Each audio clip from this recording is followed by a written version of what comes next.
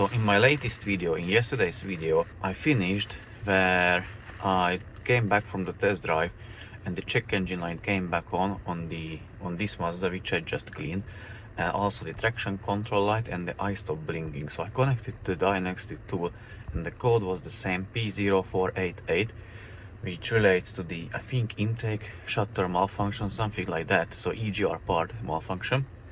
Then I connected it to the scan tool and tried to operate it digitally or electronically, and couldn't open it fully and couldn't close it fully. I'll show you which one I meant. So I went outside my place because at the moment I have another 4 Mazdas here, so I thought I just plug the diagnostic tool to another one, do the same test and check if that can close or open. Unfortunately, they were all pre-facelift models, so I didn't have that option on my diagnostic tool. So then I asked my friend if he can come over, because he's got a 65 plate and automatic as well. So asked him to come over and check on his one. Unfortunately, his one was a pre-facelift model as well, so couldn't do it. But my theory is that the EGR valve and the intake shutter valve are bad or wrong and not working properly. So I'm going to today I'm going to remove from this car, swap it from another car which I have here, which I know they are good because I've cleaned them already. They are just waiting to be picked up. So in the meanwhile I swap from them and take it for a test drive and see if the fault comes back or not. And also I switch the camera and show you which parameters or which modules, or how do I open and close that intake shutter valve and the EGR valve. And I'm showing you the malfunction as well. So by the way, when the check engine light is on, the car doesn't shift up until over 3000 RPM. So it shifts over 3000 RPM and it judders, jerks, like it's not a proper shift. I can feel in the car that it is shaking, so it's something wrong with the car. So yeah, let me switch the camera and show you what I'm looking for. So after the test drive, as you can see, the MPG went up. So the cleaning definitely helped. It has better MPG, and I drove it city and motorway as well. But now let me show you the actuation test. So basically I'm in the PCM submenu on the diagnostic tool, and here I have the actuation test, and from that I'll choose the EGR valve and I can open and close it. So at the moment it is closed, and look what it does. So it doesn't go above 80%, so means it doesn't open fully.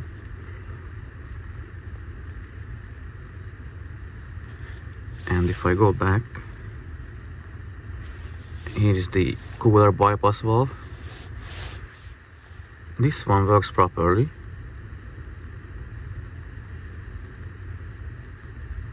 Yeah, it opens and closes as it should.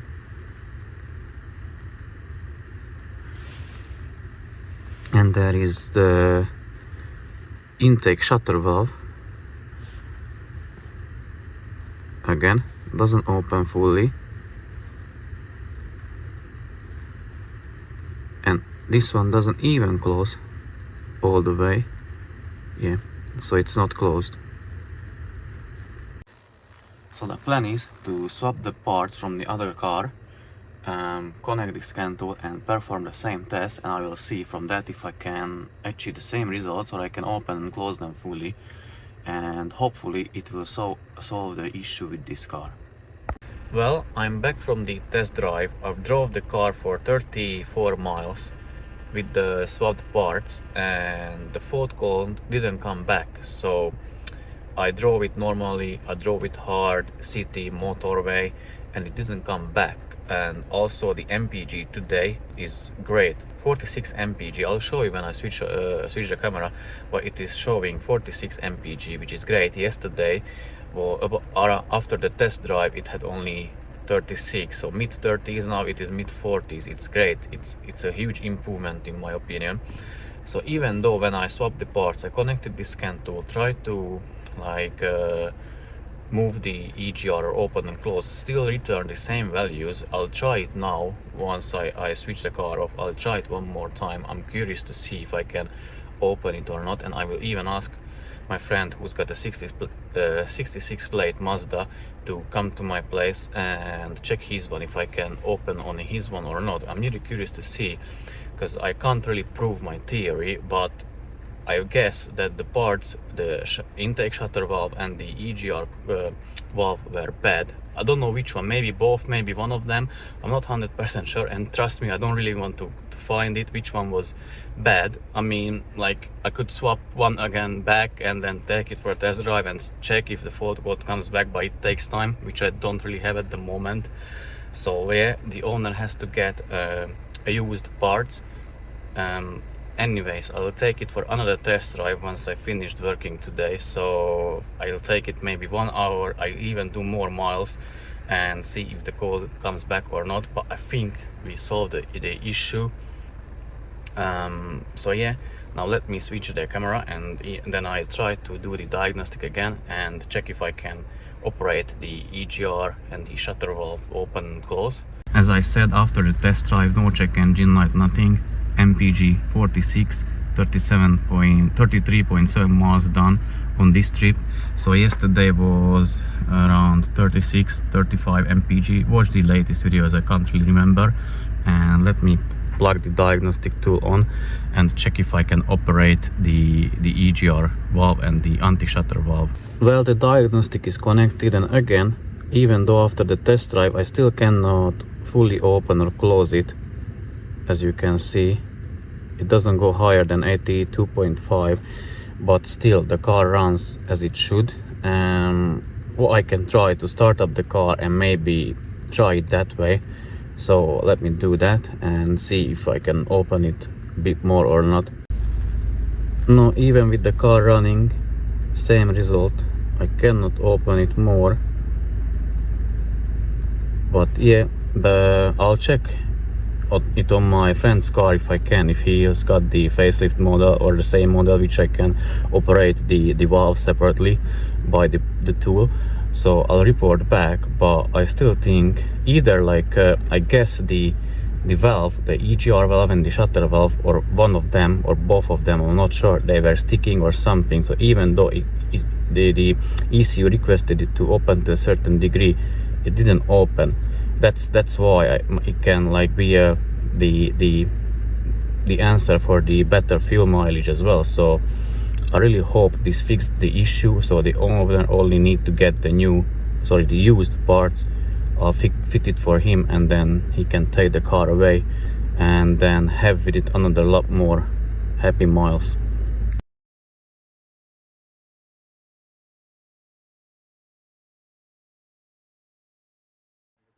On this BMW 5 Series, it's the F10 chassis. It doesn't matter at the moment, because what we are going to do, we are going to remove the security wheel bolts, and let me show you what tool I'm going to use and then how to remove it.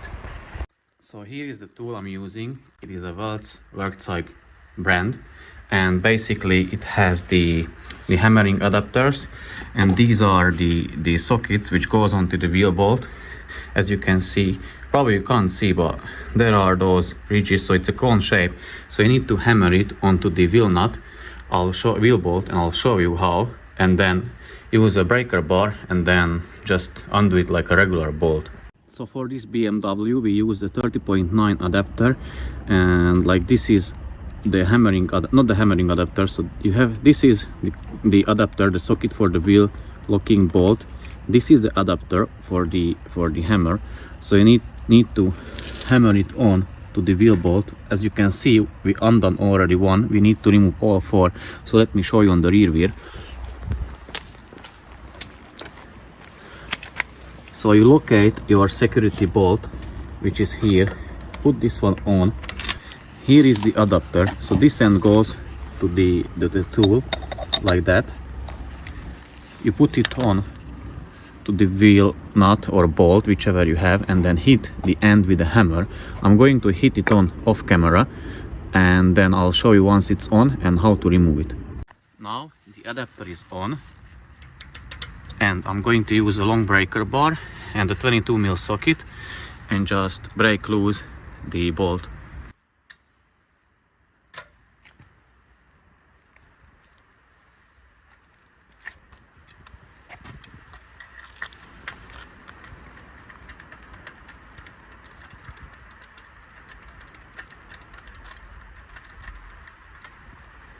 Yeah, and that was it. That's how easy it was.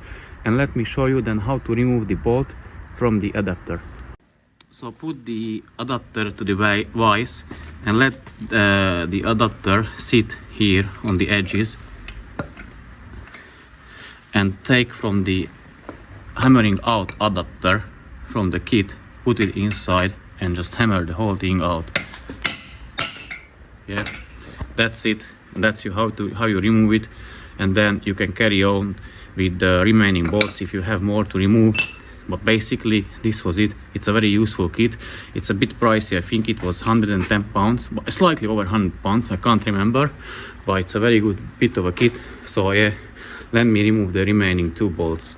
I'm going to change the TMS module on this BMW F10 chassis. It's a 520D. Basically what error code you get is on the iDrive, on the dashboard, you can see the vertical aim control failure message. Usually that means that the TMS module is faulty. This is removed from the car, and as you can see, there was white dots there. They are damaged. The circuit board is damaged, basically because the headlight is like misting or fogging up, so it lets the water gets inside. So I'm going to change the TMS module for now, but it definitely will need that one to be resealed to not to let the water get inside. So let me show you how you can remove it, the easy way, because there is a hard way as well, and then you can do this job on your own at home and save some money for yourself. Well, as you can see, the car is lifted one side and the wheel is removed. Basically you don't need to remove it, but it's just 5 volts and makes your life a lot more easier, so remove it if you can. And then here is it, where it is located. So it is located down there. So you need to undo this plastic tab, which goes like this. Obviously, yeah, this. You can see the holes. It is held by 2 Phillips head bolts, and then the TMS module is held by 2 T20 bolts, because you get access to 1 bolt. To this bolt you have very good access, so you can use a ratchet, but for the second bolt, which is down there you'll need an L-shaped T20 Torx wrench, or I think it's called wrench, and then you can just with the slow turns you can undo it. And how you remove the TMS module itself. So this is the old one. Let me put it back, and the removal is the same as the replacement. So you need to tilt it slightly.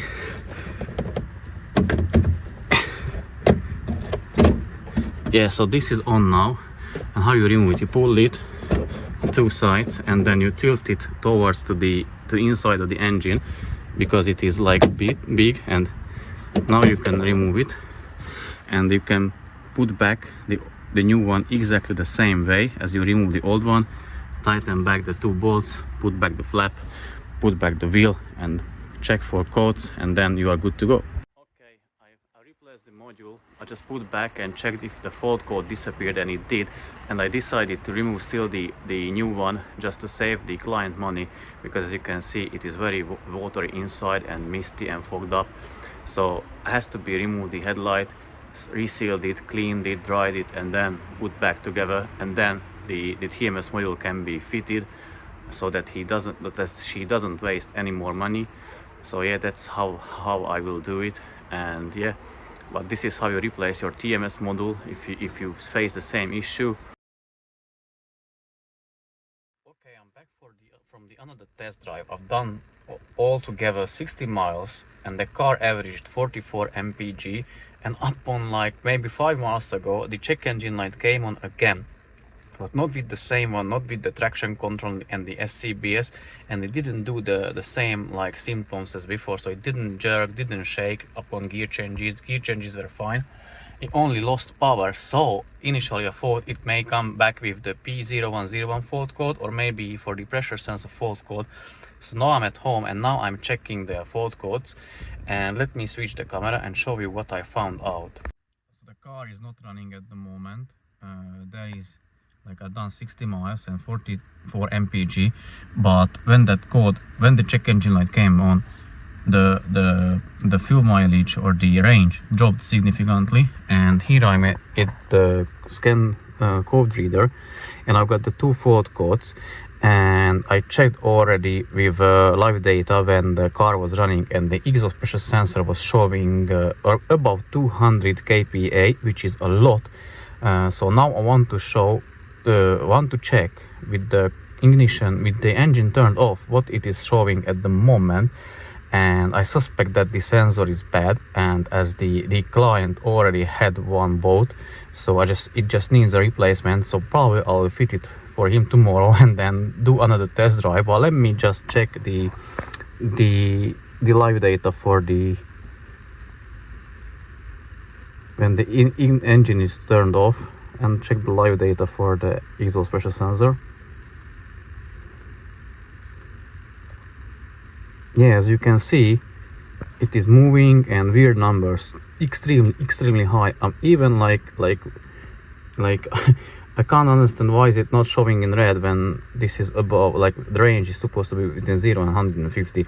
So I assume that is bad, or like worst case scenario that the rivet is broken from the turbo flap. But I would say that would be making noises, or at least I could heard something, but I didn't hear anything. So I'm assuming that the exhaust pressure is bad. So yeah, and it needs changing. So yeah, I'll change that tomorrow. Yeah.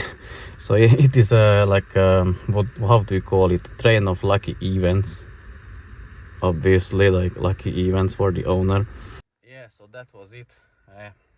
I parked the car outside, change the sensor tomorrow, and then let you know what I found out. But hopefully the EGR and so the P0488 fault code is fixed by replacing the EGR and the intake shutter valve.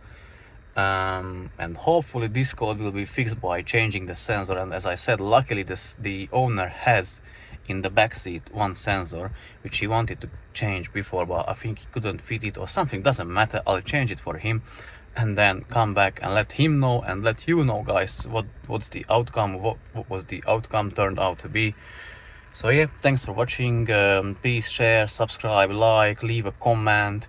If you can leave a super thanks, it is up to you, entirely up to you. But yeah, bye bye, and until the next time.